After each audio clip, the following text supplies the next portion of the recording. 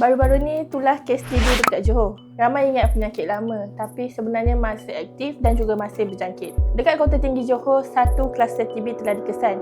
Daripada 804 orang disaring, 33 orang disahkan positif. Menurut Kementerian Kesihatan Malaysia, semua pesakit sedang dirawat dan pemantauan agresif sedang dijalankan. Penting untuk korang tahu, TB merebak melalui udara, batuk, bersin, bercakap rapat. Kalau imun badan lemah, risiko lebih tinggi untuk dijangkiti. Ini adalah antara simptom-simptom TB yang kita perlu tahu.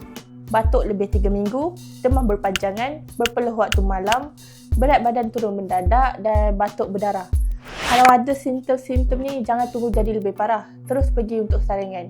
Dan berita baiknya, TB boleh sembuh sepenuhnya dengan rawatan konsisten minimum 6 bulan. Dan reminder untuk korang, tak perlu panik. Tapi jangan ambil ringan. Jaga pengudaraan, pakai pelitup muka bila perlu dan yang paling penting, jangan sebarkan berita palsu. Kesihatan awam tanggungjawab kita semua. Kalau korang rasa video ni penting, share supaya ramai lebih alert.